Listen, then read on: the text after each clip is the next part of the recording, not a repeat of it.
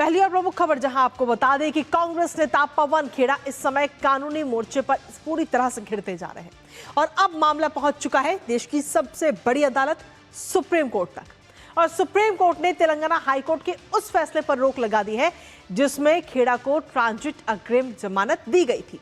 यानी फिलहाल पवन खेड़ा को मिली राहत पर ब्रेक लग चुका है और असम सरकार की याचिका पर सुप्रीम कोर्ट ने सुनवाई करते हुए सख्त रुख दिखाया है। दरअसल इस दौरान कोर्ट ने यह साफ कहा कि क्षेत्राधिकार यानी जुरिडिक्शन का सवाल बेहद गंभीर है और इस मामले में तेलंगाना हाईकोर्ट के अधिकार पर भी सवाल उठाए गए। फिलहाल पवन खेड़ा को नोटिस जारी कर दिया गया है और 3 हफ्तों का समय दिया गया है। लेकिन वहीं इसके साथ ही सुप्रीम कोर्ट ने भी यह साफ कर दिया कि असम की अदालत जाने का रास्ता खुला हुआ है। यानी अब जो पूरी कानूनी लड़ाई का अगला पड़ाव है वो होगी असम की अदालत। जानेंगे लेटेस्ट अपडेट अपने सहयोगी से, उससे पहले आपको दिखाते हैं कानूनी पेच में फंसे पवन खेड़ा।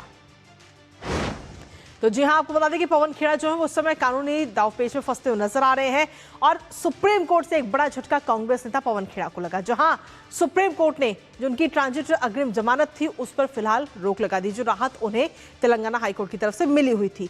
सुप्रीम कोर्ट की तरफ से ये बड़ा आदेश जारी किया गया। आज इस पूरे मामले को लेकर जब सुनवाई हुई तब ये आदेश जारी किया गया है।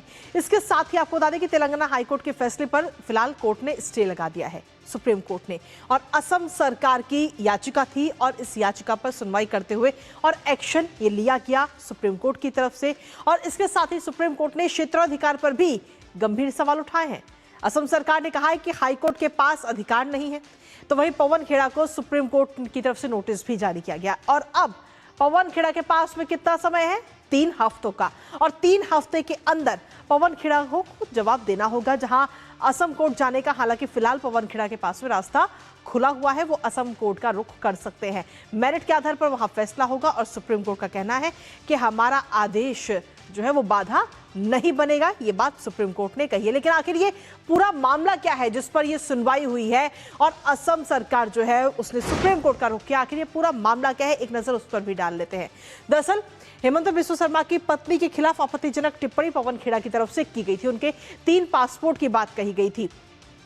5 अप्रैल को पवन खेड़ा ने ये प्रेस कॉन्फ्रेंस की थी और प्रेस कॉन्फ्रेंस करके गंभीर आरोप उनकी पत्नी पर लगाए थे। मुख्यमंत्री की पत्नी पर, रिनिकी भुयान शर्मा पर ये बड़े आरोप लगाए गए। फेक पासपोर्ट रखने का ये गंभीर आरोप उनकी तरफ से लगाया गया था। यूएई, एंटीगुआ, बारबुडा और मिस्र के 3 पासपोर्ट रखने का ये आरोप लगाया था। लेकिन जिसके बाद में जब इस पूरे मामले में जांच हुई तो पाया गया कि जो पासपोर्ट थे वो जबरदस्ती बनाए गए थे एआई टूल का इस्तेमाल करके।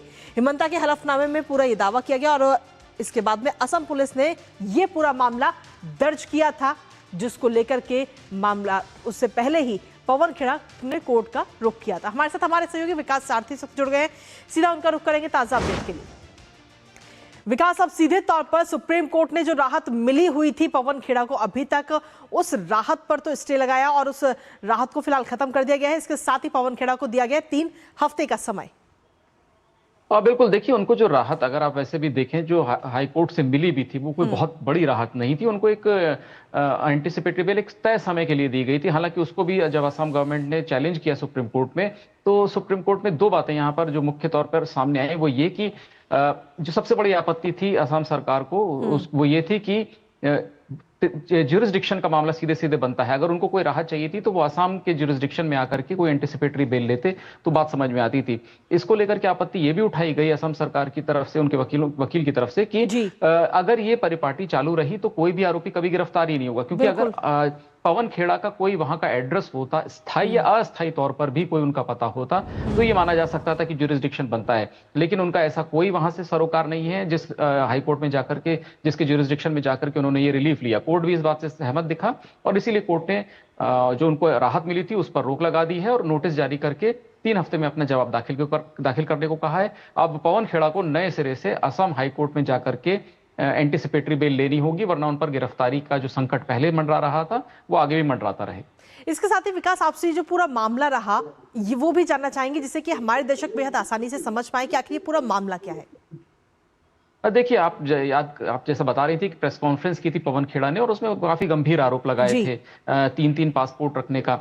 उसको लेकर के अब मामला इसमें दो तीन तरीके बनते हैं। इसमें पहला ये कि जो पीड़ित पक्ष है, यानी कि जो चीफ मिनिस्टर की पत्नी है, वो सिविल क्रिमिनल डिफेमेशन तो फाइल कर ही सकती है, उनके पास ये विकल्प तो है ही। दूसरा जो डॉक्यूमेंट जैसा फोर्ज बता रही है, जो असम सीएम बता रहे हैं कि जाली दस्तावेज हैं, ये एक अपने आप में बहुत बड़ा गंभीर मामला बन जाता है। और इसी के चलते यहाँ पर कोर्ट को ये बताया गया कि जो कार्रवाई की जा रही है पवन खेड़ा के खिलाफ, यानी जो शिकायत दर्ज की गई है जिन सेक्शंस में, उनमें 10 साल तक की सजा का प्रावधान है। ऐसे में हाई कोर्ट को एंटिसिपेटरी बेल देते समय वैसे भी और सचेत रहने की जरूरत थी, और इसीलिए सुप्रीम कोर्ट इन सारी दलीलों से सहमत दिखा, और जो राहत उनको मिली थी, जो ट्रांजिट एंटिसिपेटरी बेल मिली थी, वो सुप्रीम कोर्ट ने रद्द कर दी है, और गिरफ्तारी का संकट अब पवन खेड़ा के ऊपर पूरी तरह से।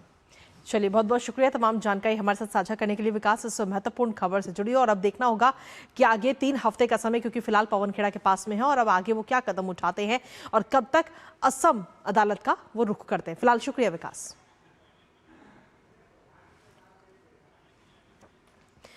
तो सीधे तौर पर हेमंत बिस्व शर्मा ने पलटवार किया है और उन्होंने कहा है कि मैं पूरी तरह से जो आरोप लगाए गए हैं उनको मैं खारिज करता हूं। दुर्भावनापूर्ण और मनगढ़ंत राजनीतिक रूप से प्रेरित ये पूरा झूठ है।